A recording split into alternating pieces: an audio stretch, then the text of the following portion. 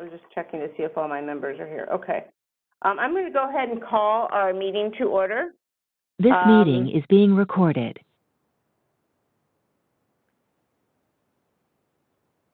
And moderator, do you want to go ahead and discuss, how we do, how we're going to handle the meeting for questions?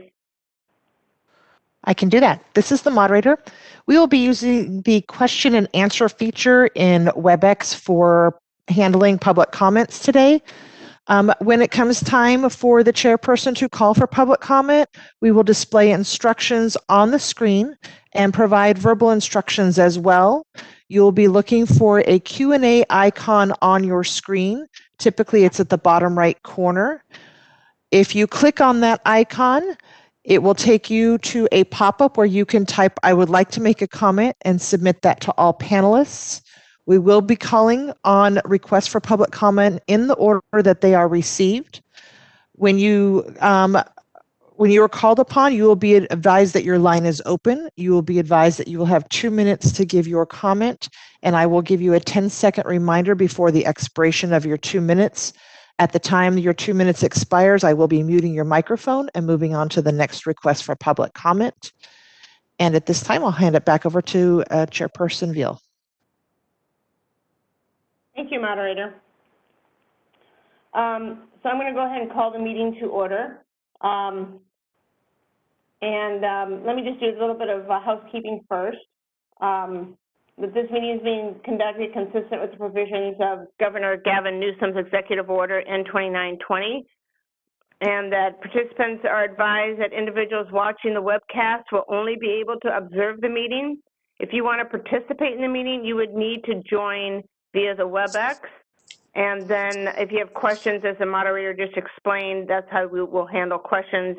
We'll open it up at the end of each agenda item or at various times during our discussion for comments from the public. So with that said, let me go ahead and do roll call. Son O, are you? Hi, Debbie, I'm here. Okay. Jit Patel? Here, good morning. Good morning. Jason Weiss? Good morning. Morning. Cheryl Butler? Good morning. Morning. Albert Wong? Good morning, everybody. Okay, so we have called to order. We've established our quorum.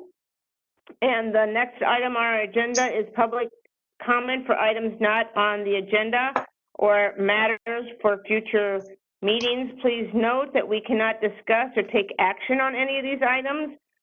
And it's just, except to decide if we want to place them on a future agenda, it's just to open the mic for the public if there are items that they would like to be discussed in the future.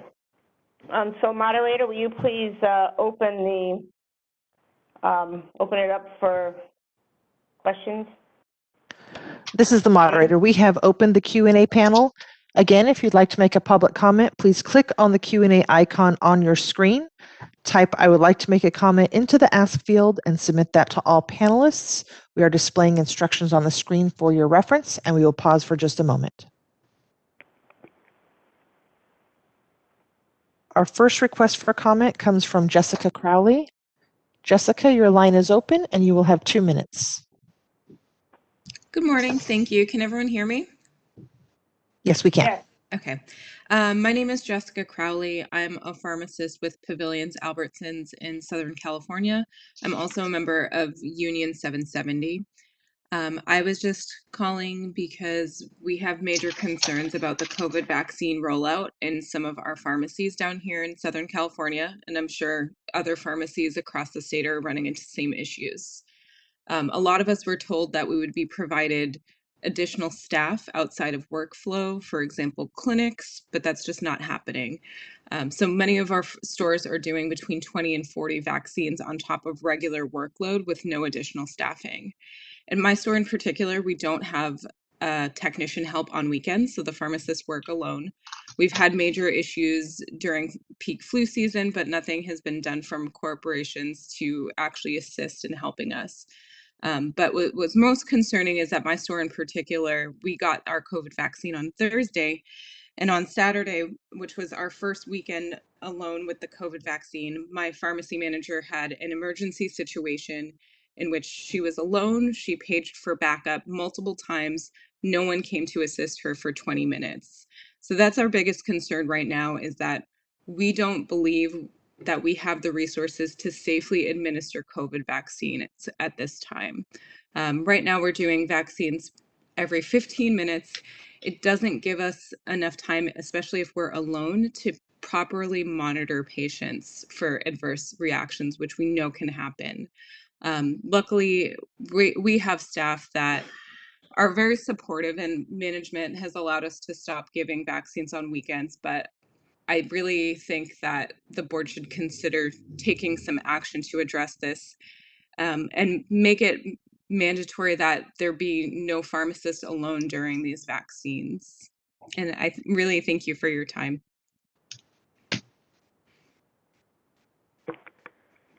Thank you, Ms. Crowley. At this time, we have no additional requests for public comment. Would you like me to close the Q&A panel? Yes, please. It is closed. Board members, is there, based on this comment, is there any action you want to take as far as the future agenda item? Hi, Debbie. It's Song. I do believe we need to really look into it. As I said before, this was my biggest concern when we are allowing tests and the vaccination to be rolled out. And as I was worried about, and it is happening. This is Eileen. Hi, if we can just vote on whether we want to add this to the agenda rather than have discussion about it at this point, as it was not properly noticed. Yeah, Song, so Sure. if Sure, yeah, like I would love to put this information in this item in the agenda to discuss how can the Board of Pharmacy be supportive in this issue. And obviously this is urgent because it is being rolled out as we speak and at the speed as it's gonna ramp up a lot faster. If we vote on that, we're starting to get into discussion of something that yeah, you can do is this tell, is what is Albert. the item you'd like to have added, but you can't you can't expand upon it. You can't make any comments. This so is Albert. I second the motion. Item, you'd like the board to review the process of COVID vaccines being administered in pharmacies. This is Albert. I second the motion. Okay. And we can vote, but I'm wondering if this is more of an enforcement item. So if we vote, I'm not sure it's a licensing committee item. Will it just go to the president and he'll just determine what committee should address it? Yeah, I think that we can handle it that way by advising the board president of the committee's preference. Okay. Okay. So we can't do comments, and I think we just vote if we want this to be on a future agenda item on one of the committees. So I'm going to do roll call. Song? Yes. Jig Patel? No, SB 1442 already addresses that. Thank you. Jason? yes. Cheryl? Yes. Albert? Yes. And I'm going to vote no, but the motion will carry 4-2. So we'll have the board president look at this agenda item to be for either this committee or another committee in the future, and duly noted that it needs to be, it's an urgent request. Okay, moving on to agenda item 3 is approval of the October 20th, 2020 licensing committee minutes. I'll make one comment. The main item I noticed was on page 4. It says Ms. Veal indicated the consensus is training is necessary, and I looked at my notes and and just even the follow-up comments. I believe I said that training is not necessary, and as it relates to the clear wave testing.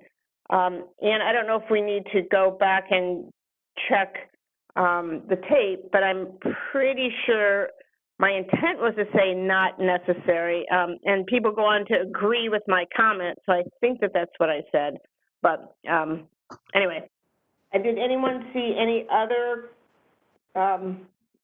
changes that were needed for the minutes?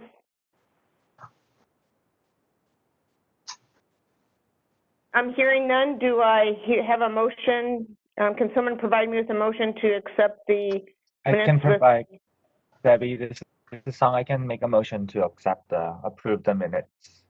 Okay, thank you. Do I have a second?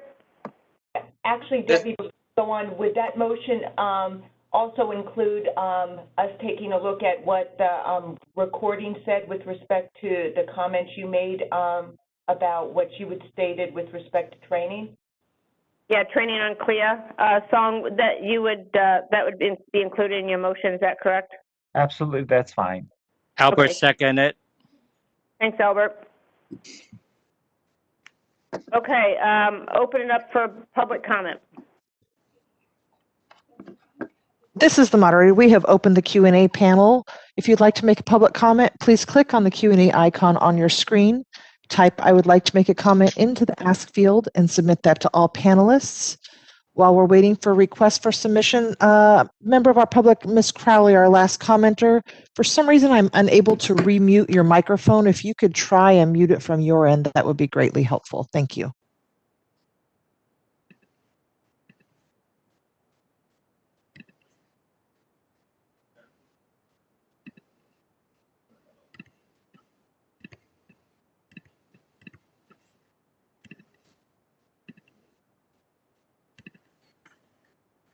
At this time, I'm not seeing any requests for comment. Would you like me to close the panel? Yes, please. It is closed. Okay, let's vote for the acceptance of the minutes with the change I noted to be reviewed. Song? Yes. Jid? Yes. Jason? Yes. Cheryl? Yes. Albert? Yes. And I vote yes, so unanimous. Okay, moving on to agenda item 4, presentation by University of California Schools of Pharmacy related to academic dishonesty. As you may recall, during the July 2020 board meeting, the board received a presentation on recently published research regarding academic dishonesty. And at our October 20th licensing committee meeting, we discussed the issue and possible actions that the board could take to address academic dishonesty. As the minutes reflected, no action was taken during the committee meeting, but the committee indicated that we would like to continue to discuss it. So during this meeting, we did receive a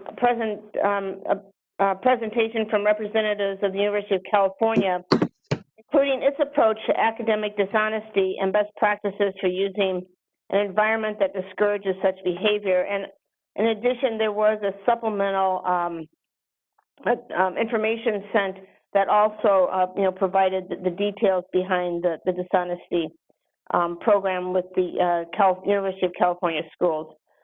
As I understand it, we have 3 individuals who are going to be presenting. Candace Morello. And Candace, I'm not exactly sure which school you're from. Maybe UCSD, but I'm not really sure. So perhaps you, as you each come to the mic, let's say, you could also explain your position, which school you're representing. We also have Dr. Guglielmo, who is the dean at UCSF School of Pharmacy, as well as Sarah Huckle. And Sarah, I don't have your title or information, so if you could also share that with us when you begin to speak. So moderator, if you could open up the mic for those three individuals, we would like for them to give us a presentation on academic dishonesty and how the University of California Schools of Pharmacy address it. Thank you. This is the moderator. I have promoted all three individuals to panelists, so they do have control of their own microphones.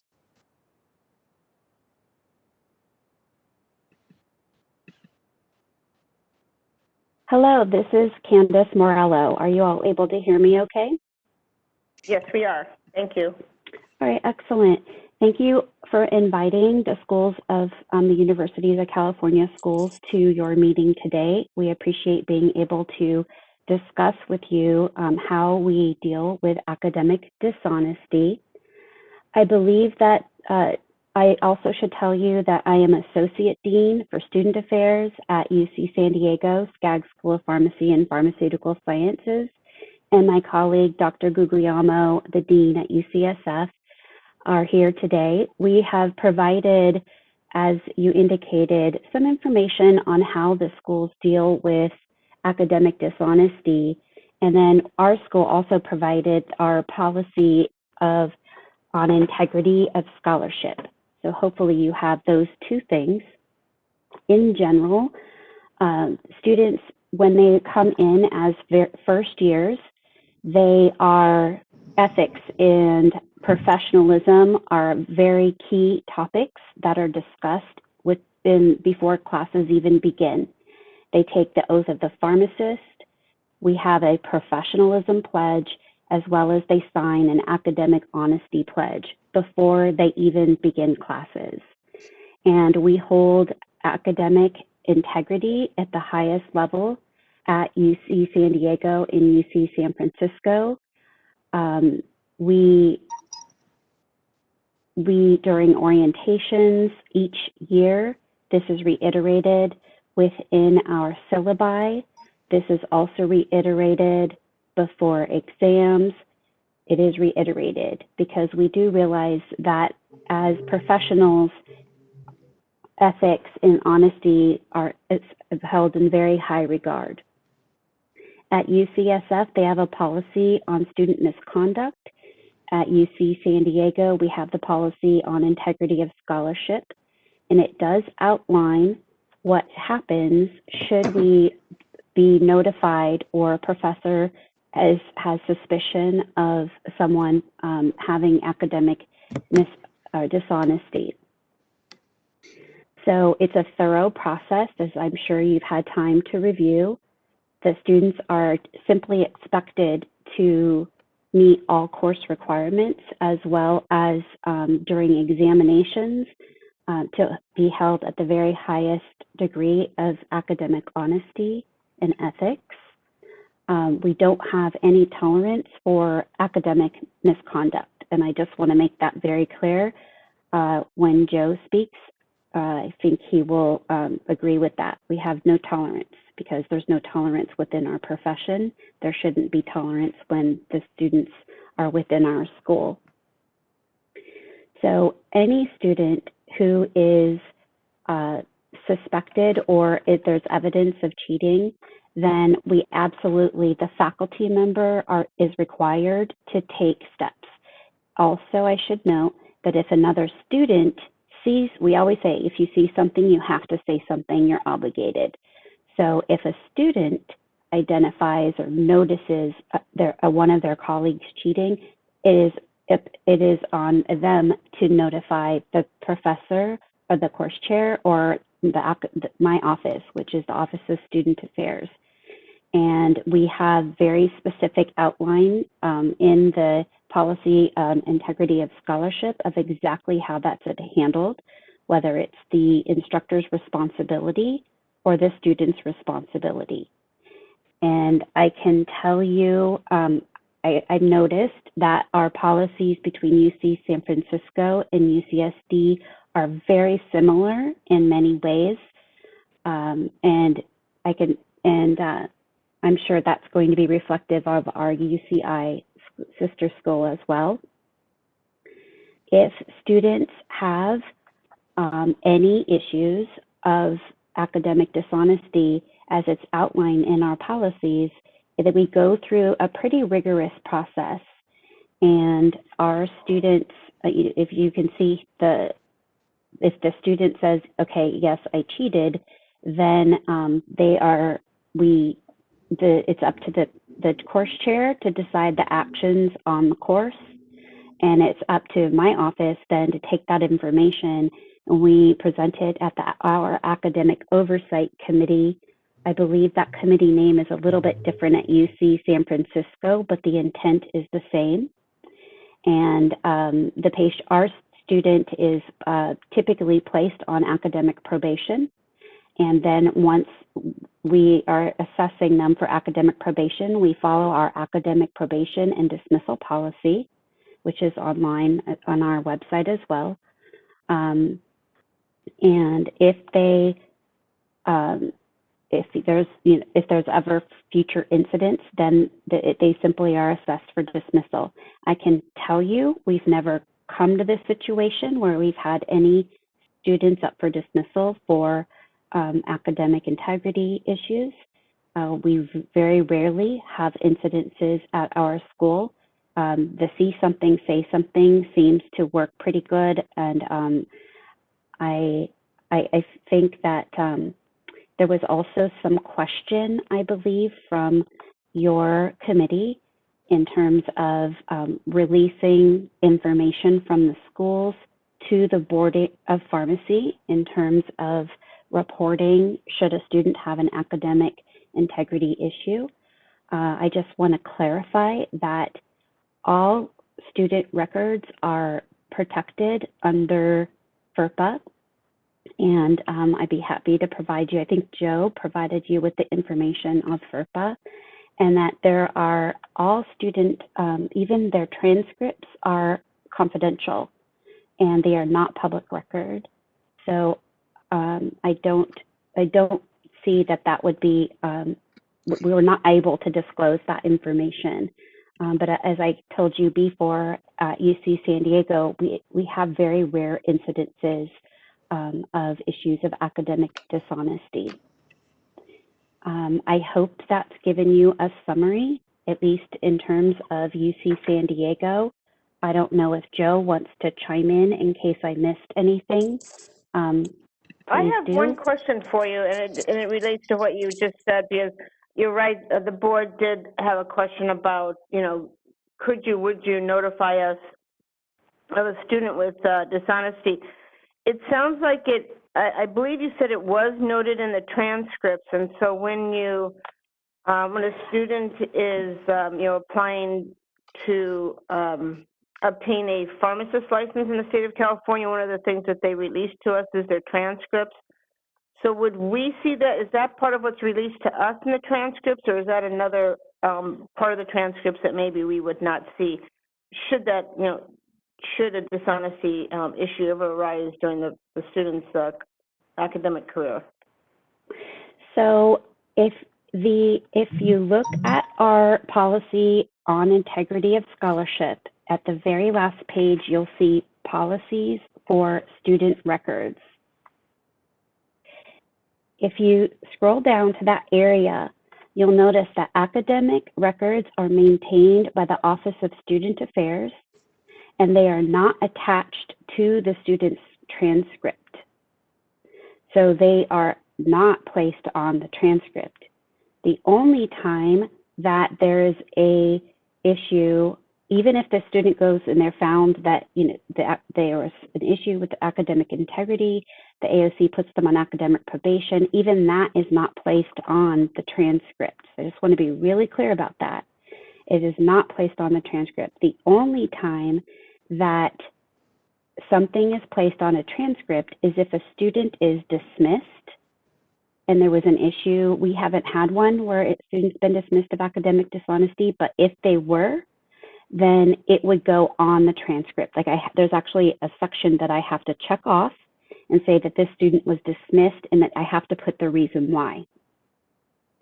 So if that was the case, that is exactly what would go on the transcript. If a student, yeah, that's how it is at UCSD. I'm not 100% certain how it is at UC San Francisco. Thank you. Hi, this is Sarah Huckle. I just wanted to introduce myself to the board. I'm with State Governmental Relations with the University of California, Office of the President. And I also have Dr. McCarroll, the Dean of UCSD Pharmacy, participating through my line, if anyone has any questions. Thank you.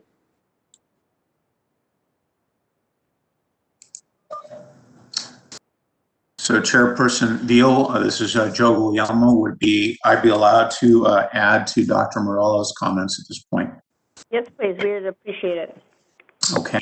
So first I want to compliment Dr. Morello for doing a really nice job reviewing the policy. And I would start off by saying that UCSF and UCSD are remarkably similar in terms of how they handle academic dishonesty. The only things I guess I'm going to comment on are things that I think are different. And I guess the first thing I want to say is I want to reiterate not only during orientation for students, but also reorientation, what we call it. I don't know if San Diego calls it the same, but we go through this not only academic issues, but sexual harassment issues, et cetera. And this takes place every year with every class when it comes back before they continue on in their academic year. In terms of the procedure, first of all, the philosophy is identical. The oath of the pharmacist is centered for everything we do in terms of ethics associated with behavior as a student pharmacist. I will say I'm now midway through my 9th year being Dean of the School of Pharmacy, and we absolutely intermittently have had academic dishonesty. We have perhaps, here's where I guess there is a difference between San Diego and San Francisco. I will admit in earlier days, the sanctions were up to the school. And that has been the case in our case as well. And I will say we have had pretty much a zero tolerance. We have at the moment the minimum sanction for suspension for 2 quarters, and we have definitely expelled students from the program altogether. I would also like to echo what Dr. Morello said about FERPA. FERPA is pretty clear to me in reading the policy, as well as the University of California policy on academic, on student protection of student records. It's clear that we have no legal ability or right to give that information to anyone without the okay from the student. The only thing I would add to that, there is a little bit of a sidelight there in the record that you may be aware of, and that is if that person who was expelled from our School of Pharmacy then applied to another School of Pharmacy, we do have that right to give those records to that new School of Pharmacy, considering the person for admission. The last thing I say, because I don't want to reproduce everything Candace did such a nice job of discussing, is that I guess I'm trying to say, think about what should we do moving forward at the end of the day. And I'm happy to get into great detail if the licensing committee is interested in asking questions. But I kind of thought for myself, what could be next steps here? And one, it seems to me, and I know I think it was the July License Committee, I think it was Dan Robinson was discussing the fact that academic dishonesty, there's not exactly a precise definition that the whole world agrees to. And I guess I'll pose a few questions to the Licensing Committee for their consideration, and that would be, would it be useful to benchmark definitions of academic dishonesty among all the schools of pharmacy, frankly, in California? And perhaps the benchmarking may come to a conclusion that maybe there is a definition that we can all nod our heads to in the process.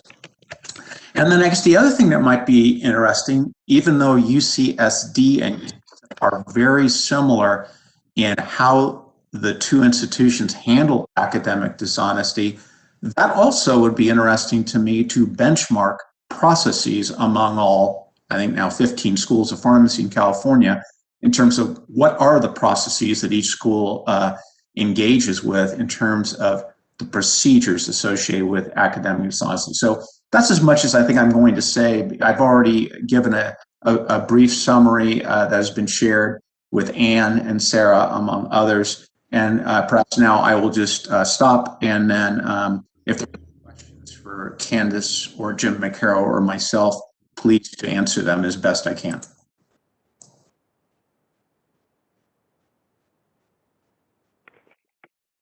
We appreciate the information you guys have shared. Obviously, you know, this is a very hot topic just because we've, you know, had issues with our CPJE exam a year ago. And so we are trying to just kind of wrap our heads around how we, you know, deal with, you know, I still think it would be considered academic dishonesty, even though it's, you know, our test, and, you know, and the sharing of questions. And when I read through the document that was sent to me, you know, there's, you know, plagiarism, there's doing other people's work, but I also felt like in your documents, it was also clear to me, and maybe it's just because I was looking for it, but I thought it was clear to me that you would agree that academic dishonesty would include sharing of test questions. Can you just comment on that? Absolutely true. I would completely agree with what you just said. Okay. Absolutely true. Excuse me, from UCSD as well. Absolutely. Okay. And I guess I'd like to hear from the other board members if they have any thoughts, but I think, you know, getting a benchmark amongst all the schools, both on what is a definition of academic dishonesty and then, you know, the process or procedure at each school of how it's addressed, I think that would be, you know, good information for the board to understand as we, you know, address this issue within our own exam. I'm going to open it up to other board members. You know, I'm just going to go down the list. Dr. Song-Oh, do you have any comments you'd like to add? Well, I think you know, Dean Guglielmo, you know, did bring it up, like, what can we do? So, I mean, I think the deep concern is, after all, it is, you know, the Board of Pharmacy is the one that is kind of administering CPJE. How can we connect the dot and prevent this from happening? And I think that's the question. We all need to somehow figure it out. And at one point, maybe we just can't do anything as a board. But I mean, I think that's the one thing we really need to figure that out. So that's just my comment. Dr. Jit Patel? Good morning. Thank you, Dr. Guglielmo and Dr. Morello, for your presentation. It seems like great policies are in place to ensure academic dishonesty is not an issue, and if it's an issue, is addressed. One of the things after having all the policies in place is to ensure it's working and integrity check. And recently with distant learning, a lot of exams were taken at home, and various different aids could be used to improve scores. Have the UC system or the colleges of pharmacy that you work at taken an average score this year and compared that to last year? And have you seen any average increase in your scores?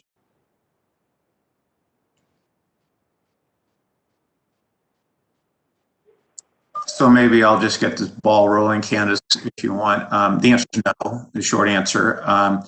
I will say, here I'll put science hat on and not my dean hat on, that we'd really have to think about how we would do that, because the exam is never the same, as you know well. If the questions change, which they of course should, very difficult to do really, I think, a good scientific comparison. But point well taken. I think the first comment you made is the more interesting one to me, and that is particularly in this era of coronavirus and reliance on virtual means of examining students, there is a whole nother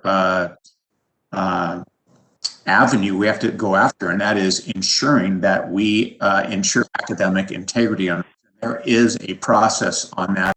I think San Diego probably does as well. So I'm going to stop and let Candace chime in, please. Thank you so much, Joe. Yes, we have actually looked at time of test taking in some of our courses, especially in our second year. We have integrated courses with the School of Medicine. And so when we switch to distance learning, we have the ability to have that timing on those tests. And they found about a 3-minute difference in the test from the year before to the test this year. So they felt pretty confident that there weren't, that the length of the exam didn't increase incredibly, I guess I should say. There are also multiple ways that our faculty proctor exams, and we use Zoom to observe, where all students place their camera on their screen, and so the proctor is able to watch them the entire time. There are programs and companies that you can buy or purchase that has an outside proctor. So in terms of distance learning, I think that was what your question was initially, is, do we see any difference? And thus far we have not. I'm not quite sure how else to answer the question. We have designed alternative assessments more appropriate for distance learning. Sometimes that's been application-based assessments. Sometimes we've even offered open note assessments. And these are just some of the different strategies that we've used with distance learning before each exam. And I can't quite remember if Joe said UCSF does this as well, but students, before they take their exams, also are reminded, and there's usually a checkbox that by taking this exam, I'm essentially held to the academic honesty pledge. And we have that on our exams. Does that answer your question okay? Absolutely, yes. I mean, it seems like there are guardrails as far as proctors and the way the tests are presented. So that's great. Thank you. Thank you. Jason Weiss, do you have any questions for the representatives? Good morning. Thank you for your presentation. In looking at the background materials, I don't see any data on what the incidence is of academic dishonesty. Is that something that can be provided, can't be provided? I know you've said that it's very infrequent, but how does that really break down into numbers? So maybe, Candace, I'll start on that one. The answer to the question, I guess I don't know the answer to your question as to what I should or should not, or what I can and cannot reveal on numbers. I'm not sure it would tell you a lot, because some years there's nothing. Some years it's a person. Sometimes it's a plagiarism in the experiential. And I guess I would probably need to be taken by the hand by legal counsel to let me know what I can or cannot. So my real answer is I speak out of ignorance. I don't know what I would be allowed or not allowed to reveal. This is Candace Morello. I agree with Joe completely. Not quite sure because information is protected under FERPA for our students.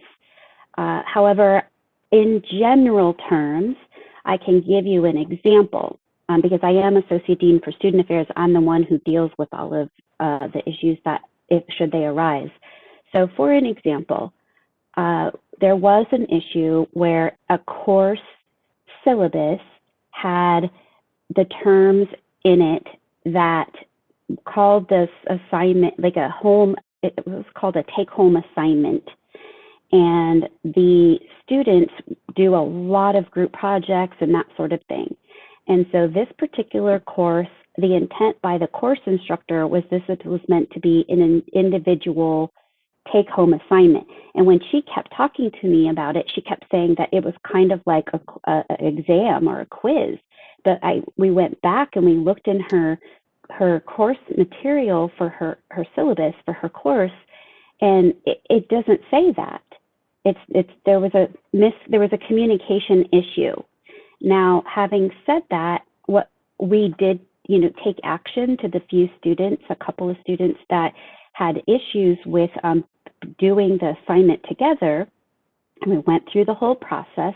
However, we had a course correction that I recommended for the course chair to prevent future issues. And that was, we corrected the language in the syllabus, first of all. And secondly, I asked the course chair, is this something that could be done in class? Does it have to be a take-home assignment? Can it be done in class? And she actually changed it to an in-class assignment that the students did on their own. And this was about 4 or 5 years ago, and we've never had an occurrence again. So it's those sorts of examples that sometimes it's we had to actually place these students on probation for plagiarism because I had to follow the policy. But really, we had to look at what the process was because there were some problems within our process. But once that was fixed, we haven't had an issue since. So I don't know if that gives you a little bit of an example that sometimes these are the incidents that we find. But I agree with Joe that the students are protected, and we're not quite sure what's allowable to present or not present. But hopefully that example gives you an idea of what we encounter at times. No, I think that example was illuminating, and I think just the general numbers that that Dean Joseph went and presented was helpful. Thank you.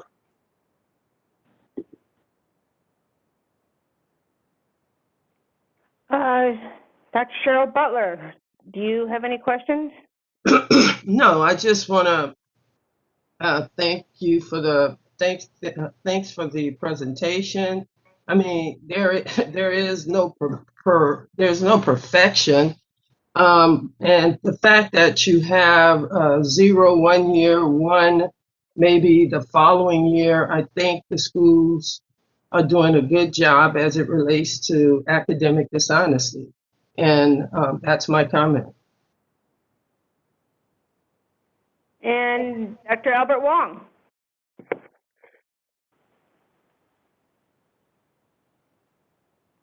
Hi. First of all, thanks for all of you for coming in to give us your presentation on this student dishonesty.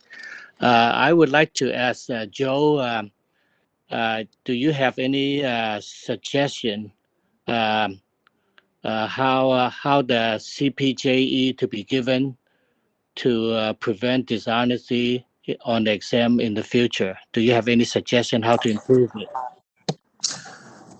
Albert, do you have an hour? No. But so let me. I'll do my best. Just a quick one. Well, so let's start with the following, and that is, I do have definite thoughts on the jurisprudence examination. I guess I'll start with that these sorts of things happen with these sorts of examinations, and it's not unique to California, as the license committee knows well. So then you have to say to yourself, since in fact there always is going to be an element of society that, is going to be dishonest, you do everything you can on the front end to minimize the impact of a few of those dishonest individuals. My own opinion on this would be in terms of California jurisprudence, and I think I go back to an era where I graduated from not UCSF, but University of Southern California. And in that era, the California jurisprudence examination really offered something unique because practice was, in my mind, and I think factually, California was different. And and frankly, NAPLEX did not do, in my opinion, what it needed to. And I understand why that came to be. I think that's even there. I don't feel the same about that anymore, having seen decades of practice change. And I think there's been more a leveling of that playing field nationally. I feel NAPLEX is stronger now, a lot stronger than it was before. But back to your real question, Albert, I think that one problem when you have the California jurisprudence is you got limited people who are responsible for a limited number of questions. And inevitably, the less questions that exist, the more likely that a subsequent episode of people memorizing exam questions is obviously going to be a continued risk in the future. So a bit long-winded. Like I say, I really needed an hour to answer your question, Albert, but those are my initial thoughts on that. Thank you. I got follow-up. I got follow-up question. Since we're giving the CPJE multiple exam per year, that created this problem. Excuse me, But, hi, Smiley, can you hear me? I'm sorry, I was having trouble breaking in before, but if we're getting into whether the CPJE or NAPLEX should be used instead, that really wasn't on the agenda. This is really a presentation on academic dishonesty, and if we could limit the comments about how we deal with the CPJE, that's usually done in closed session, and particularly if somebody's trying to advocate that it be eliminated, that really wasn't on the agenda. Okay, my question would it be if we give a once a year test, one single test? Albert, you cannot ask that question. You're talking about the CPJE. You're talking ask them a question about academic dishonesty. And we talked about the CPJE in closed session. That's related to dishonesty. I mean, if we could do one test that would prevent the dishonesty. But we're talking. Okay, I think we need you to not ask that question. That's not part of the agenda. Well, let's put it in the future agenda. Okay. Okay. Thank you. I do have one follow-up question for our experts here, and the first, it's actually a question and then a second question. The first question is, as I mentioned at the beginning, that this all came about in part because we received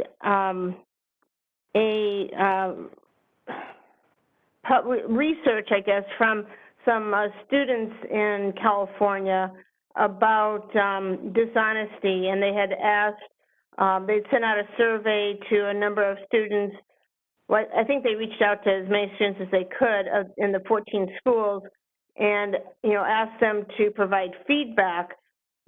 And then with that information that they received, they then published the results. I think it was part of their CAP part of the CAP program. So my first question is, did any of the three of you happen to see this this article that was published by the students?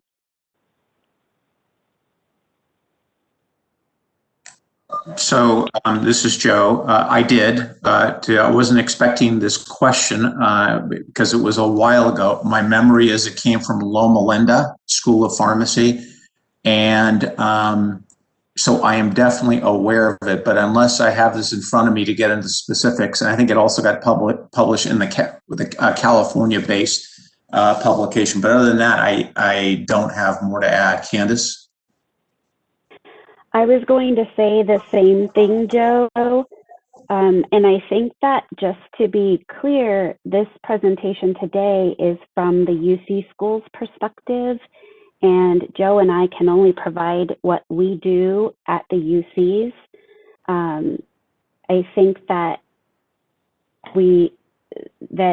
I would have to have the specifics of the journal article in front of me to discuss the outcomes. And if there are other questions that we could answer that are directed to the UC schools, I can't speak on the rest of the other schools in the state of California. I can only speak upon the very stringent guidelines that we follow at the UC schools. Well, so I'm going to paraphrase a couple of the summary sort of items that came out of it, and I'm just interested in your thoughts, knowing and understanding that you can only speak to your schools. But kind of the two I thought biggest comments or kind of summary items were, one, that the students acknowledge, a large number, a significant number of the students indicated that they knew cheating was going on, and that it was somewhat routine.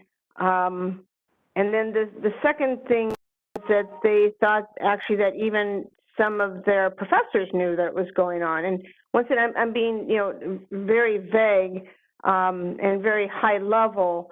I won't, pull up the report since you haven't, it's not fair to, speak to it specifically, but those are kind of the two comments that came out of it in very general terms. And I'm just only asking for your, are you surprised? Does that sound right? Based on that, what we got from that research paper.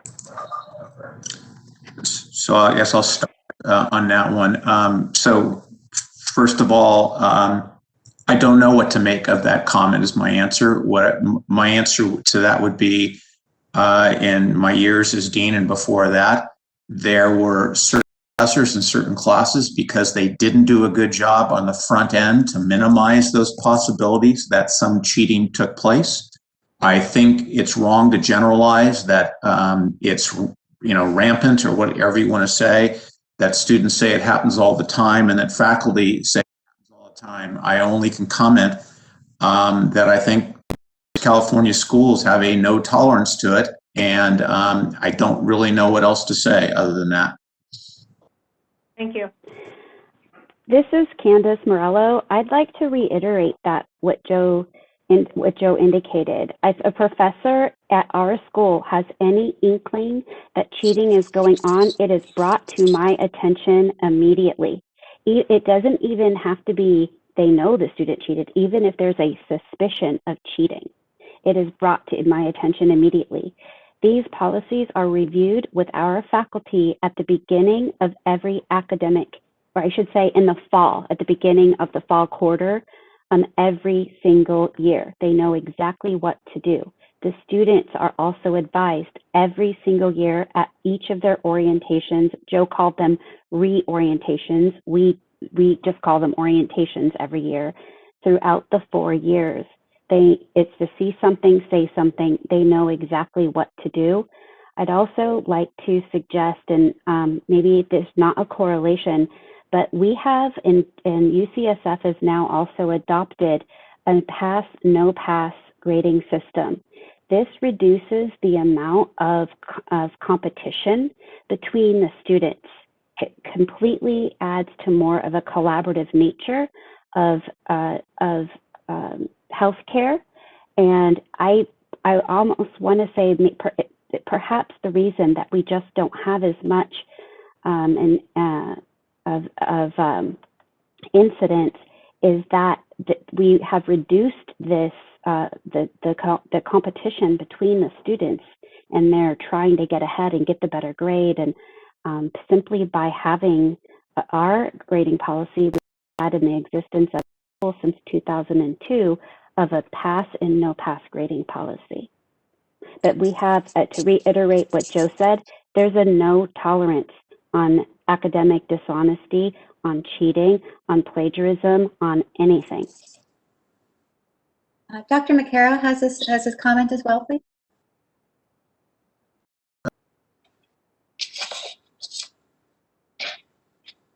Go ahead. Can you hear me? Yes. Can everyone hear Dr. McCarroll?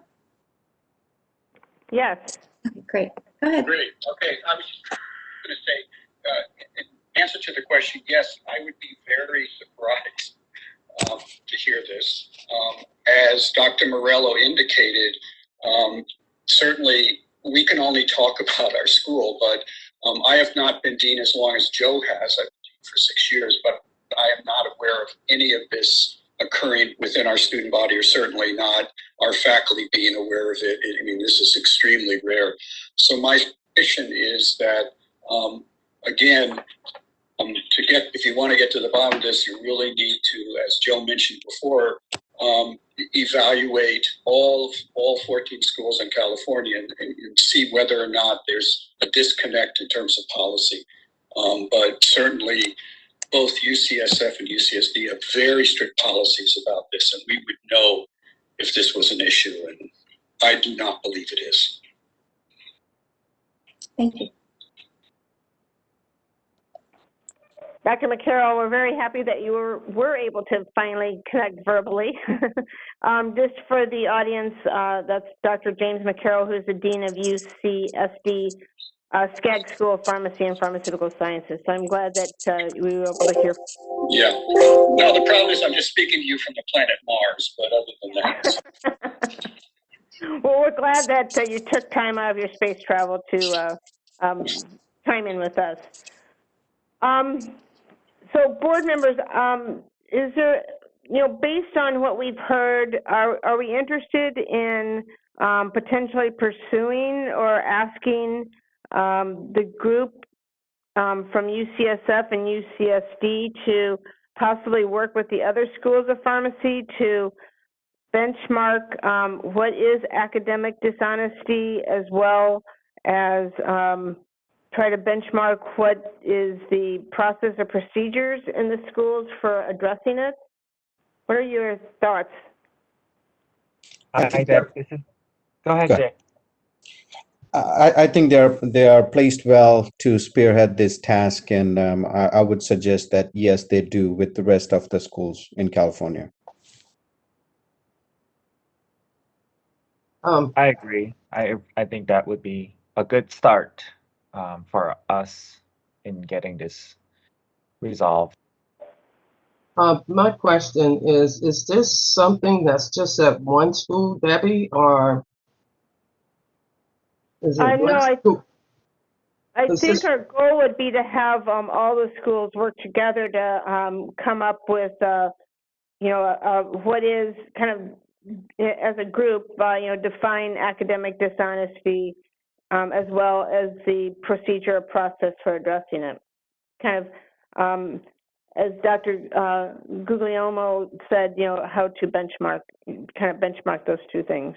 So you're saying that this is not happening at any other schools? None of the schools are, none of our schools in the state are doing what they're supposed to do as it relates to academic dishonesty?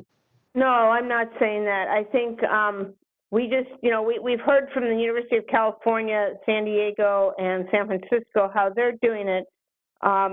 I think what he was suggesting is that we have the schools work together and kind of come up with a common definition, because I think what we have found is academic dishonesty, it's not it's a flowing definition right now, and that could actually vary from school to school, and what also can vary from school to school is exactly how they, the process, how they deal with academic dishonesty. And not that we're going to be telling the schools how to do it going forward, but maybe just to understand, in general, do they all agree, or can they all come to an agree, that this would be the definition of academic dishonesty, and that this would be, reasonable process with how to deal with it. But no, I think all the schools deal with it, I think they all take academic dishonesty seriously. I'm not saying that they don't. I just think we don't know,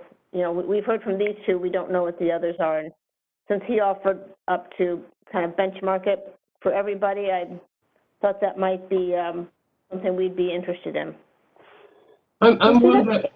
Is it okay if I reply to that? This is Candace Morello. Is it appropriate for me to reply to that? Yes. Okay, so if you look on our policy of integrity of scholarship, and like I said, UC San Francisco's policies, they just have a very slightly different name, but the intent is the same. All schools of pharmacy in the state of California have to have this type of policy. It's required by ACPE. If you look at ours that we provided you, if you look on the very first page, it says students' responsibilities. And this is what they're talking about by academic integrity. So it says, no student shall knowingly procure, provide, accept any unauthorized information regarding questions or answers to any examination or assignment to be given at a subsequent time. No student shall complete in part or in total any examination or assignment for any person or another person. No student shall knowingly allow an examination or assignment to be completed in part or in total for himself or herself by another person. No student shall plagiarize or copy the work of another person and submit it as his or own. No student shall employ aides excluded by the instructor in undertaking coursework or completing exams or assignments. No student shall alter graded class assignments or exams and then resubmit them for regrading. No student shall submit substantially the same material in more than one course without prior authorization. And no student shall falsify information or data and submit that as factual information. So I'm not quite sure what else you want us to delineate out in terms of the definition of academic dishonesty. These are what are outlined within our policy. And excuse me, that's exactly what I was alluding to, because I mean, I remember sitting in on ACPE accreditations of a couple of schools, and I just thought that that would just be something that would already be part of something that a school operates under, academic, you know, as it relates to academic dishonesty. Yes, that's Candace, exactly right. Are you saying that this is the student's responsibility as required by ACPE?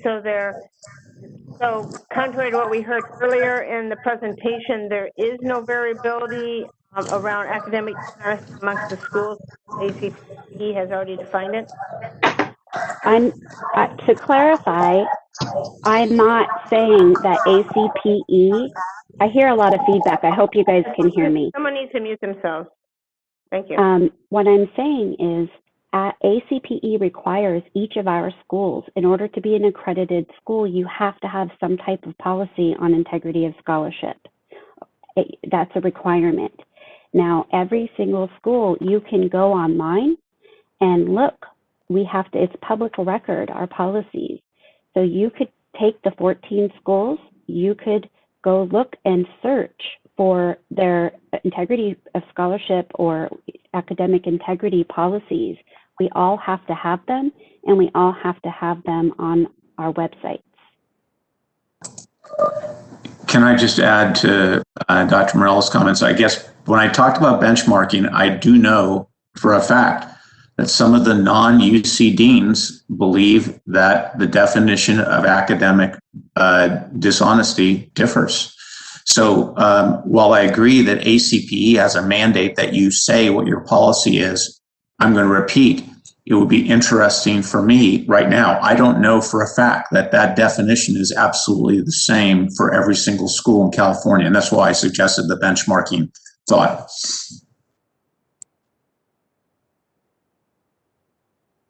So Cheryl, does that answer your question? And would you be interested in them attempting to obtain a benchmark for us? I would not have a problem with that. Or you would support them doing it? Yes, I would support them. I mean, anything to make things better. I just felt that there was something in place just based on, ACPE and the information I know about the way the schools operate. But if this is going to help the situation, then yes, I would certainly support that. Albert, do you have any thoughts?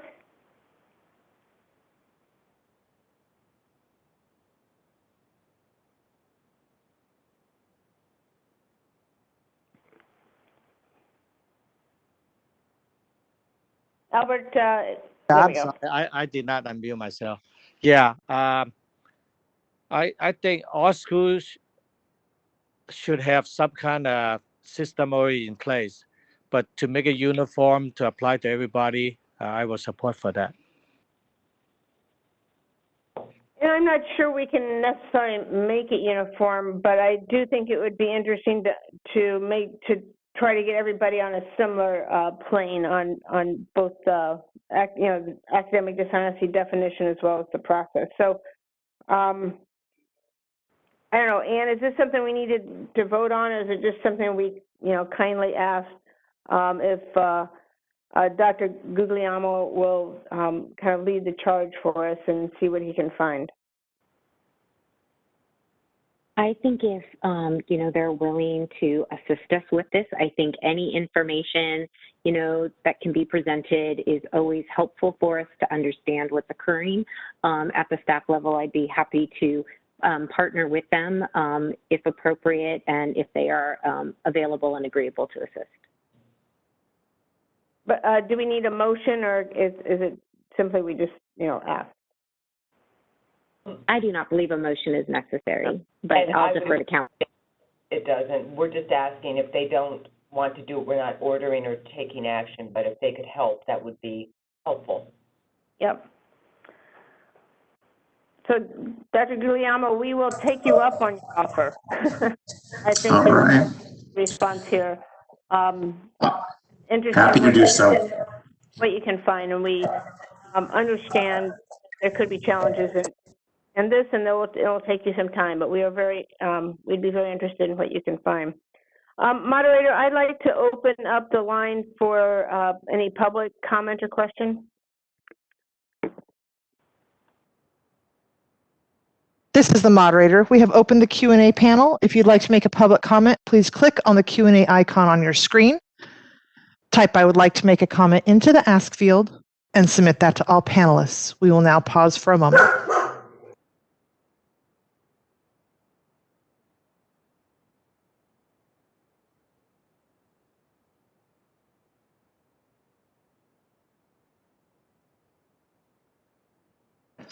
This is the moderator. Our first request for comment comes from Stephen Gray. Stephen, your line is open. You will have 2 minutes. Thank you very much. And thank you to the presenters for an excellent presentation. I have high respect for both institutions. One of the things, though, that has not been addressed and was brought up at a previous meeting was the fact that student pharmacists are the only students in the state of California that require a license from a state agency in order to participate in the educational program.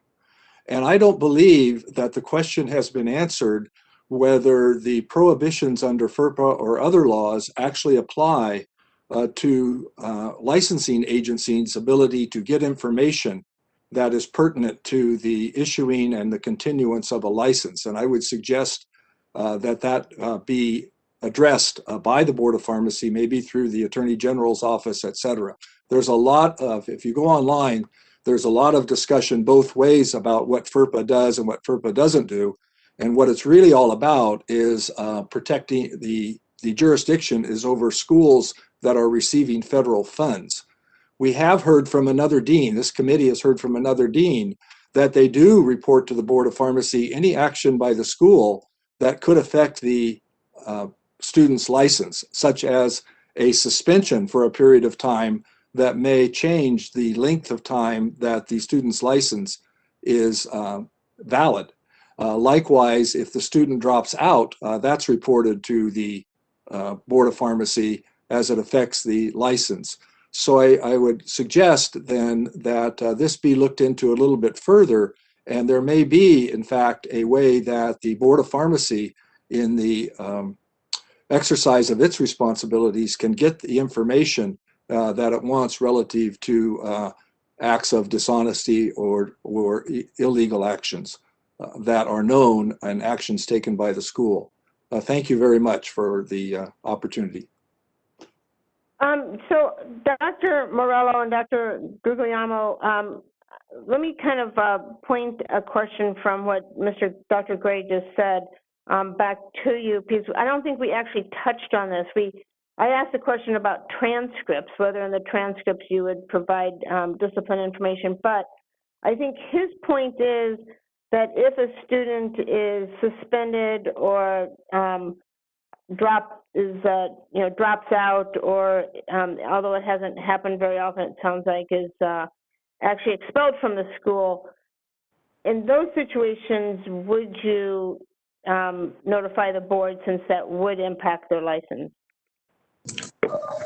So I'll start, Candace, and please correct me if you'd like.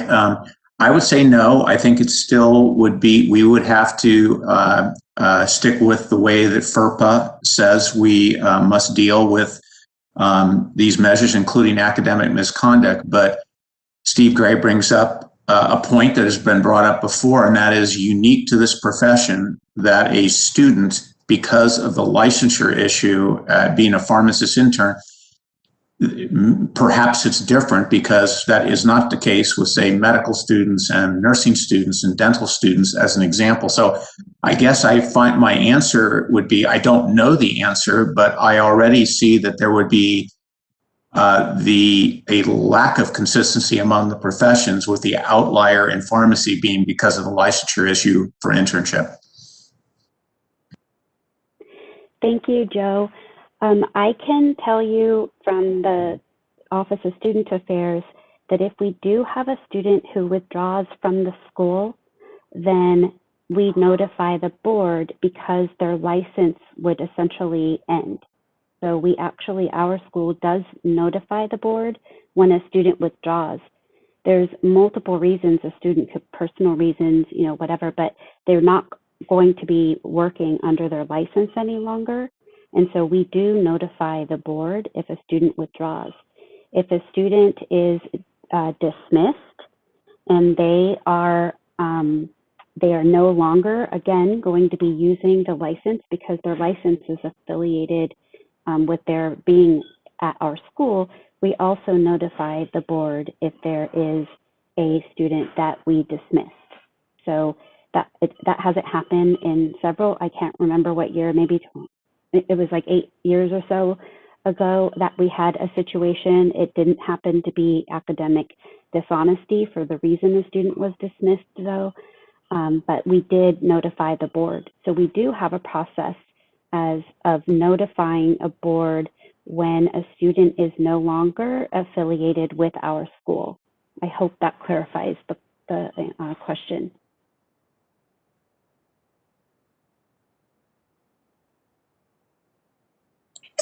Hello, Dr. McCarroll would like to add a comment as well.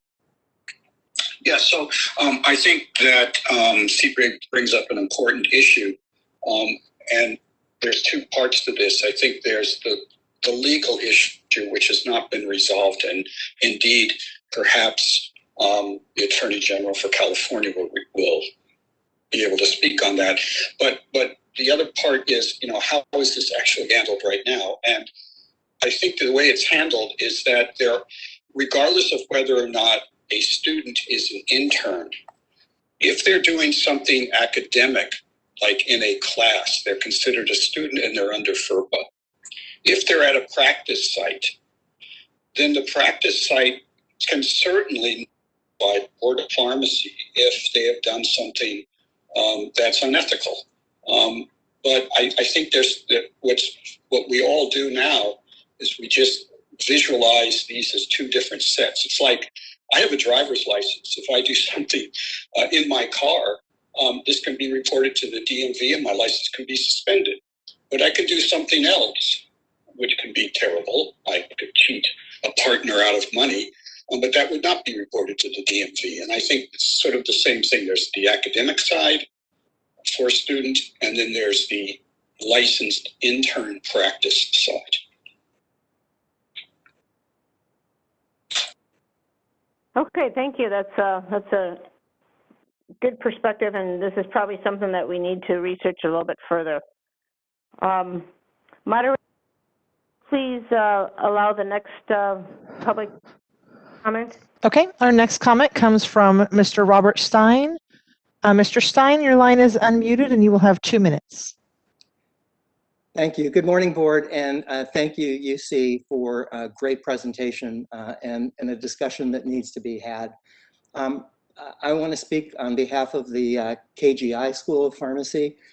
We have and have always had a very, very strict and specific policy for academic dishonesty.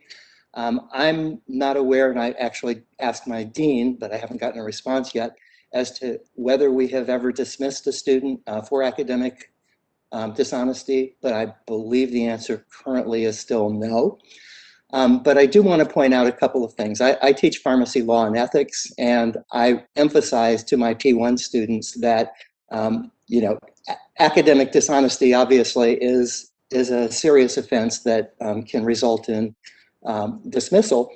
But I also point out, especially in my class, that if you cheat on an ethics test, there's a special place in hell for you. So it is a difficult situation. As far as FERPA, I believe the key question is, can a school report the dismissal or suspension or withdrawal of a student to the Board of Pharmacy without engaging FERPA issues? And I think the answer to that is yes. I think the bigger question, though, is if the reason is academic dishonesty, is there anything specific that could be done differently? And that may involve FERPA questions. So thank you.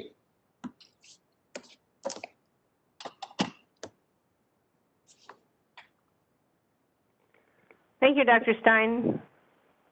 Moderator, can we move on to our next public comment? Yes, our next commenter is Daniel Robinson. Daniel Robinson. And Daniel, your line is open. You will have 2 minutes. Thank you, and I want to thank UCSF and UC San Diego for the excellent presentations. But I do want to make it clear and sort of reiterate what KGI has indicated, that all the schools have policies, and very strict policies about academic dishonesty. And one thing that Joe said early on was it's really the environment and expectations that you set that to avoid any possibility of academic dishonesty. So I see it as a partnership.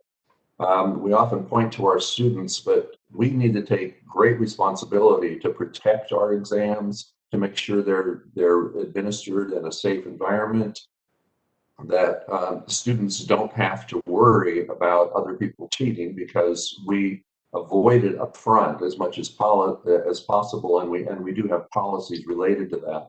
I totally support being part of a benchmarking process and coming up with common definitions for what constitute academic dishonesty, and I would be more than happy to participate in that process.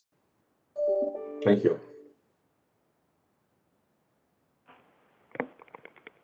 Thank you, Dean Robinson. And our last commenter at this point in time is from Keith Yoshizuka. Keith, your line is open and you will have 2 minutes. Very good. Keith Yoshizuka, speaking on behalf of Touro University, California. Touro regularly notifies the board of students who are no longer enrolled in the pharmacy program. In respect to FERPA, we do not specify the reason. It may be academics, it may be some sort of violation, it may be that for personal reasons, and it, in the most recent incident, the death of a student from COVID. But we notify the board if the student is no longer enrolled, which is one of the basis for issuing the pharmacy intern license. But we don't state the specific reason behind it, only that they're not enrolled, and that is public information. Thank you. Dr. Yoshizuka, thank you very much for your comments. At this time, we have no further requests for public comment. Would you like me to close the panel? Yes, please. It is closed. Okay, board members, we've been talking for a little over an hour. I think we can go ahead and go into the next agenda item unless we need to do a quick break for 5 or 10 minutes before we delve into agenda item 5. Does anyone need a break right now? Would you like a break before we go into agenda 5? Yes, we would like to break. Okay. I show it's 10:32, 10:33 it just began. So let's make it 10:45. Let's reconvene. Joe, thank you for coming in to give us a speech. Thank you. My pleasure. Thank you. Albert, thank you very much. And I'm not being a very good hostess today. Yes, thank you, Dr. Morello, Dr. McCarroll, Dr. Guglielmo, and Dr. Hinkle for joining us today. We greatly appreciate your presentation. And Albert, thank you for reminding me. I forgot to thank him. Thank you so much for the opportunity, everyone. Okay, thank you so much, the board, and Ann Sodergren. We very much appreciate this dialogue. Take care and stay safe. Thank you. You too. Thank you.